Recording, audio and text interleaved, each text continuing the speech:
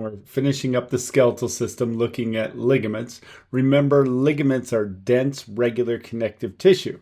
We've done this on previous videos. When you look at the hierarchy of connective tissue, 4 types of tissue in the body: epithelial, connective, muscle, and nervous. When we look at connective, 3 types: connective tissue proper, fluid, and supporting. When we look at connective tissue proper, 2 types: loose and dense, based on their fibers.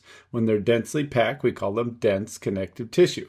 When we look at tendons and ligaments, it's made up of dense, regular connective tissue. So it's dense, it's regular, meaning uniform. And when we look at the fibers, remember there's 3 types of fibers: collagen, elastic, and reticular. Collagen is our most abundant to give us tensile strength. So where we see tendons and ligaments, ligaments connect bone to bone. That's dense, regular connective tissue. So when we look at the knee now, we're focusing on a lot of the ligaments that are internal. We see a lot in sports injuries when we rupture things like the anterior cruciate ligament. But we'll start, this is an anterior view on the left and a posterior view on the right. When we first look at the patella, remember our sesamoid bone is mixed in with this tissue here that's connecting down to the tibial tuberosity, and then it goes up to the quadriceps tendon. So on top it's actually a tendon, on bottom it's a ligament, because this is muscle to bone, this is bone to bone. So patellar ligament is on the distal side here. So this is patellar ligament to come down to the tibial tuberosity. When we look at either side, they are collaterally put together. This is a right leg, looking at both types.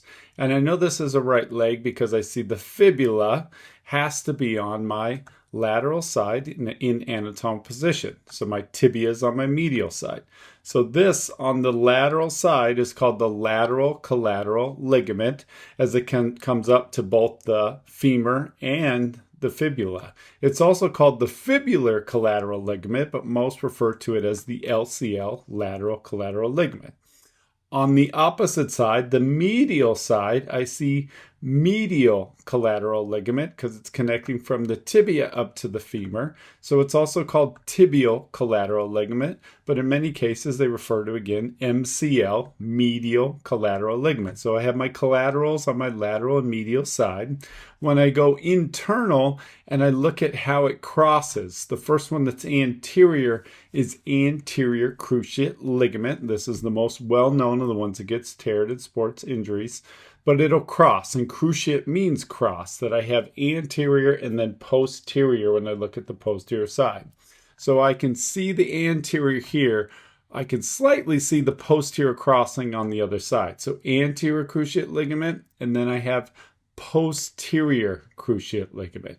Anterior and posterior cruciate ligament, my ACL and my PCL. So those are my ligaments of dense, regular connective tissue. And then in between, I have my meniscus or menisci, and these are our shock absorption pads. These are not dense, regular connective tissue. What type of tissue is it? It's cartilage. So it's our supporting connective tissue. 3 types of cartilage: hyaline, elastic, and fibrous. This is fibro or fibrous cartilage. Remember, our fibrocartilage is more of our compression, shock absorption cartilage. We see that also in intervertebral discs.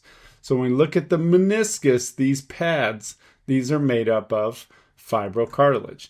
And remember, I'm using medial because that's the tibial side versus lateral meniscus, which is my fibula side. So you have 2 types of tissue mixed in here, but to create that overall structural support of the knee, and as we described the knee, we had the patella, the fibula, the tibia, and the fibula all coming together to give me that ability to flex and extend the knee. These are the knee joint ligaments.